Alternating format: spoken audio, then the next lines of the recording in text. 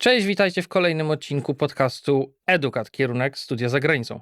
Dzisiaj naszym gościem jest Chiara z Uniwersytetu w Padwie we Włoszech. Chiara, good to have you here in Poland.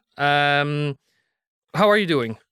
Great, thank you. Thank you for having me in this super cold day in Gdansk. Indeed, we are recording it in the beginning of February, I should say, when we are experiencing absolutely extreme weather here in Poland. So very happy to have you here, Thank you. even more so. So I just wanted to get started. University of Padua is one of the oldest universities in Europe and the world. It was founded in 2022. How do you combine the history of the university with the modern world today, with the programs that you offer in the 21st century?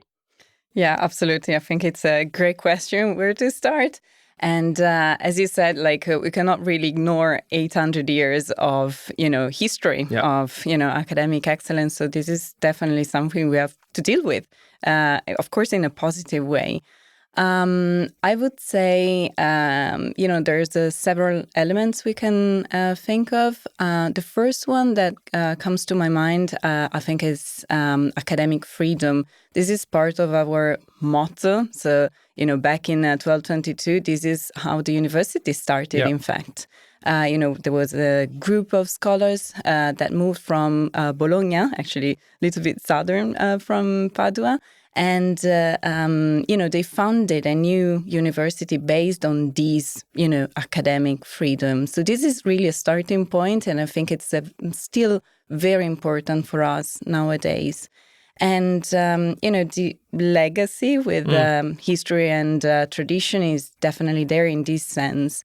And of course, after all, we are an educational institution. So the, final mission of the University of Padua is, in fact, to bring, cultural development and, scientific innovation to this world. So still nowadays, thanks to our research activities, we are a research-intensive institution.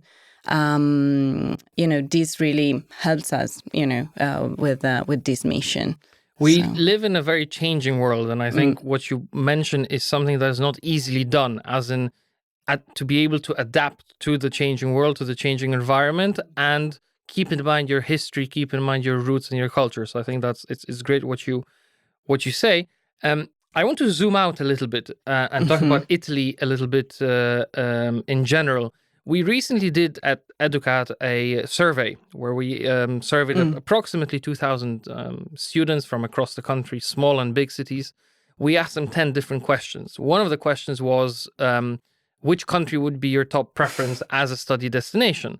And maybe it's my bias here because I studied in the Netherlands. I was expecting the Netherlands or maybe Denmark to be on top. However, it was Southern Europe, so Italy, Spain, which came out in the top 3. Why do you think that is? Why is Italy gaining so much in terms of interest as a study destination for full-time studies? Because Erasmus was always popular, but we see now Italy really gaining in terms of full-time studies. Yeah.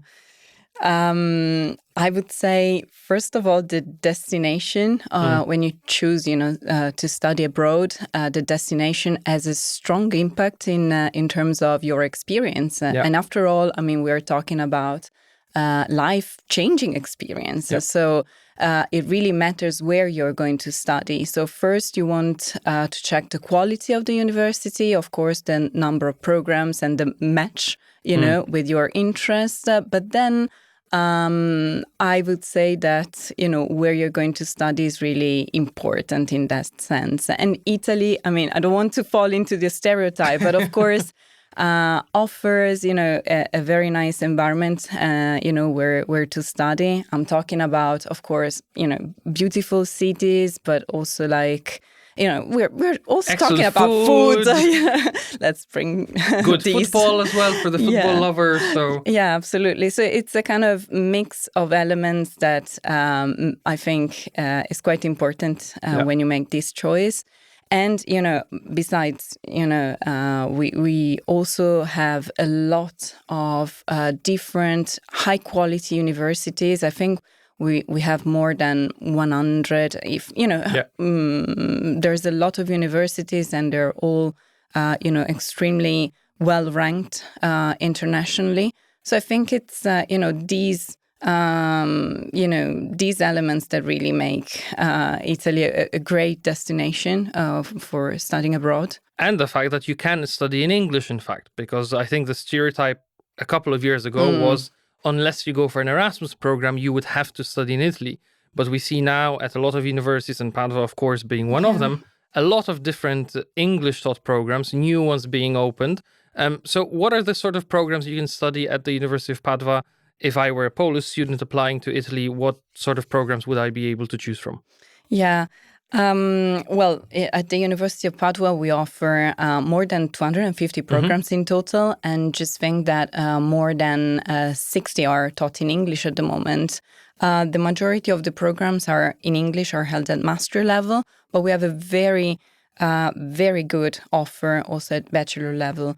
So we have a very broad portfolio of programs in terms of majors. We offer programs within the School of Medicine, of Psychology, Humanities, Engineering. I mean, the list is very long. So this is, again, another very good point, when it comes to making choices. Yep.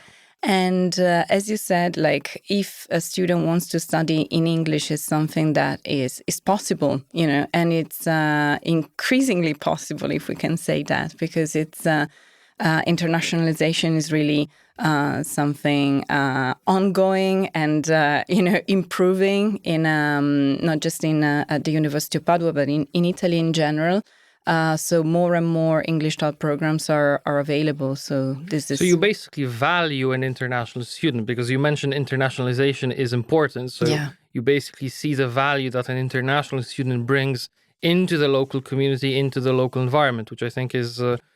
without that sort of understanding and approach, you can't really be talking about internationalization. So it's great that you have that there. Yeah, absolutely. And still, the linger with our history, like it's something that has been there like since the very beginning. Like we are in Poland now, and I'm thinking of international scholars even from the past, like Stefan Batory. I don't know if I'm pronouncing correctly. Very good. Was actually an international student back in the days at the University of Padua. And we also have a very lovely, it's called the Holo 40. Is a very special room, let's say close within the, the main university campus, with 40 frescoes of international scholars from the 15th to the 19th century. So just to say, again, this is something we value since the very beginning. And even nowadays, it's, as you said, like something we really value in a positive way. So we have a lot of international students who come at the University of Padua to study a full program, but also, who spend their semester, through exchange programs. So it's a quite vibrant environment, for sure. Speaking of students, let's step into their shoes for a moment. Yeah. If you could walk us through, or walk our listeners and viewers through, a typical day of a student, would it consist more of lectures or workshops or free time or having a pizza in town? How does that day look like, an average day? Of course, everyone's different, but what would you say? I would say, first of all, a cappuccino. You start your day with a cappuccino. But not after 11 o'clock, not after 12 o'clock. No. Also, we are in the Spritz Aperol, birthplace. So it's, 11 a.m. is already like an aperitivo moment. But maybe we should censorship that. Anyway, I would say lessons are quite a mix of theoretical and practical, activities. It really depends on the year of study. So usually, especially for bachelor students, like the first couple of years are more kind of theoretical. So we give the students the same strong, theoretical background to then, put into practice what they've studied. And in terms of practical activities, yes, the interaction is definitely there. So we have a lot of hands-on labs. Of course, it depends. There's such a variety of programs. We are talking about, medicine or, agricultural sciences or humanities. So it's a very different, but for sure, like you really apply what you study at a certain, point of your academic path. So this is, something quite common, And also I would say something important, especially, talking from the student's point of view, is the interaction, I would say, with the labor market somehow. Right. We really encourage students, first of all, to, do internships or even traineeships in Italy, abroad. But we really encourage them to do these kind of experiences, even at an international level. Why not? I mean, why not becoming even more international? So it's... After all, they will work in an international setting, most likely. I agree. And there's a statistic, I think it was Goldman Recruitment that published that statistic, which basically says if your salary can be 77% higher when you study abroad in comparison to if you were to study in Poland, if you then come back to Poland. So it's really quite interesting how that all has a very, very big effect. And I think it's not just the hard skills that are taught at the university or at an internship, it's also the soft skills. Absolutely. I think this is the important element. So the teamwork, the public speaking, presentation skills, intercultural communication. We live in a massively globalized world. So I think that's all very, very important. I was going to ask about internships, but we now know the answer. What about exchange?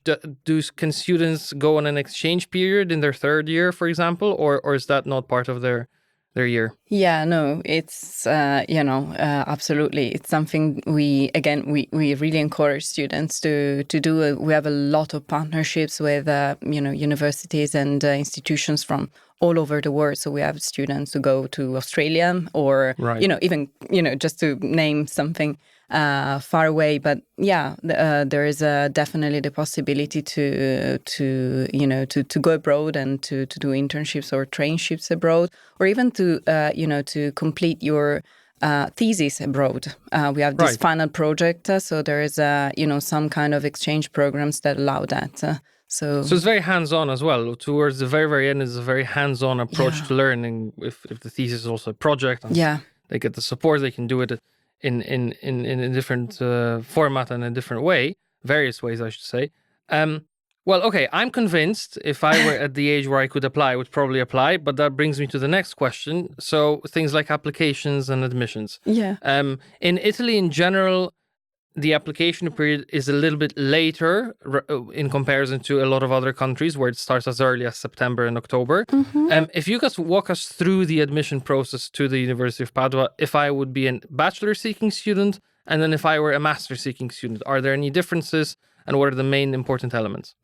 Yeah, thank you for the question. Well, I would say the application process is quite easy. There's nothing complicated there. That's good for them. They'll be happy. Absolutely. Yeah, absolutely. So we do, as a University of Padua, we have a special application platform for international students, a kind of, user-friendly. It's a university platform. Yeah. Okay. It's our own platform. So now I'm referring to the University of Padua specifically. So we do have a platform for international students, and basically you upload documents related to your past education there. And of course, if you're studying in English, an English certificate is needed. But other than that, for bachelor students, I would say there is mainly an entry test, an admission test to pass. And that's how we assess, the applications. While for master's students, we mainly consider their past education, so their academic transcript of records and the CV, because we want to have a full overview on the students' experiences, so both on an academic and extracurricular level. So that's mainly how it goes. And just to simplify, And in terms of timing, we start. We open applications quite early, to be honest. Okay. Like, from it's November. It's a difference of perspective then. Yeah. Right. Yeah. So for the University of Padua, applications open in November for the majority of the English taught programs. But I think this answers to your question about applications in Italy. It's very different. Everything depends on the single university. So each university applies different timings, rules, requirements. So it really depends. Of course. There's no one size fits all approach, which I think is really good. Yeah. Where you can cater to different needs and every student can pick and choose where they want to apply to. I have to ask a follow-up question, because this is a question we get asked very, very often in the office about. So you mentioned the admissions test that the University of Padua does for students. IMAT is something separate, because that's for medical programs at universities which offer medicine, but you have another admission test. Now, the question that parents will ask, is this test difficult? What would you say to that? Wow. Yeah, I get asked this question quite a lot. And, it really depends on your preparation. That's what I always say, exactly. So, unfortunately, and I'm not a professor, so of course I cannot really, say that for sure. But, generally, when you think of admission tests for bachelor's applicants, we're really assessing their background. High school preparation should be enough, for them to just, deal with the test. And I think if samples are there, it's definitely good to practice as much as possible. You mentioned the IMAT, which is the national test for the medical program. So, students are usually terrified about these. This test is definitely quite competitive, quite, complex too. Yeah. But the thing is, the more you exercise, the more you're prepared and you familiarize somehow with the test, the better it is also to deal with the stress on the day when you sit the test. So I guess we have really positive news then. We can abolish a myth, because there may have been a myth going around that applications to Italy or to Padua are difficult and complex. I think after hearing to what Chiara was saying, we can abolish that myth and say with full confidence it's a fairly simple process, a step-by-step process where you apply on the university portal, you upload your documents, you sit the test, and you get your results. So it doesn't seem that complicated, if I'm completely honest. Yeah, and also we as a team, we try to to take the student's perspective. So we made a lot of tutorials, guidelines, and frequently asked questions, sections. We meet students online in group sessions or even one-to-one meetings. So if they, if they have any difficulties, there is so many resources they can refer to. So there's the support everywhere. The support is there. You just have to grab it, basically. Absolutely. You have to be proactive. I think that's what I always tell students. Yeah. Being proactive is absolutely key. To end on a lighter note, one final last question. If you look at the University of Padua, if you look at the campus, you look at the students, do you have one, anecdote or a story or a tradition that makes the campus or the university special? It can be more than one. I guess it's probably difficult to choose just one. But if you were to pick one, what would it be? Wow. Okay. Well, that's the most difficult question of them all, right? Well, if I think of the campus, so in terms of, very difficult. I think one special place is definitely the headquarters of the university. So where, it all started back then in 1222. It's a very beautiful, beautiful palace in the city center. My favorite place is definitely the University Botanical Garden. It's a beautiful place that mixes, the ancient structure and the modern greenhouse. So it's a wonderful place, and not just historically, but it's really great. And students have access to it on a daily basis, so they can go and relax if they have a difficult exam, or they just want to go there in the break between lectures. They have access to it. Yeah, it's free for students, so we can say it's an open air study room. So it's a beautiful and romantic. Right. Yeah, and I think this is something I really recommend to visit, even if if you're just in Padua for a while. Speaking of visiting, this will be my final question, I promise. Can students visit the campus if they're, for example, in Italy, and if they get in touch with you or your colleagues? Is it possible for students to come and see the campus, maybe meet a student, maybe sit in on a lecture? Is that possible at all? Absolutely. Yeah, we really want students to see with their eyes, like how the campus looks like, because since we grew with the city itself, like within these 800 years. The city center is our campus, so it doesn't have that, sort of American style campus all in one place. Like the city center is the campus, so it's really, good for them to see with their eyes, like how these, to feel the atmosphere of the city, of the university. So it's definitely possible to organize campus tours. We literally personalize them, like according to students' needs. If they want to study a specific program, we can organize like a visit in the specific department and so on.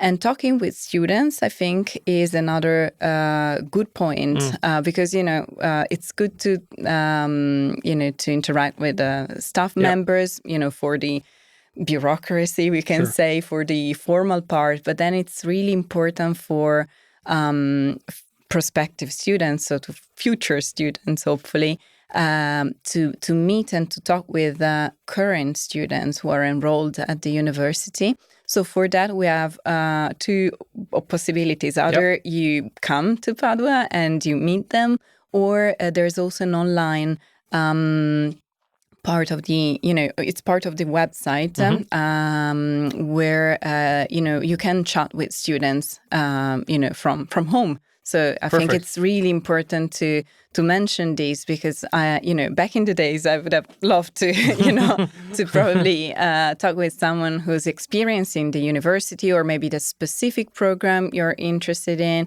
And or maybe it's from your country, so maybe you want to speak with back someone. In the days, Stefan Batore could have given students a tour around the campus. Exactly. Right. No, that's fantastic. I mean, and the fact that you have all of these different resources there for students really shows the individual approach that the university places on a student. And what I always say to parents, to families, to students, make sure you're at a university which doesn't treat the student as a number in the system, but as a human being, as a person with that individual approach, with the individual attention. And I think this is a major difference between universities abroad versus universities here in Poland, which is why studies abroad are so incredibly popular among Polish students.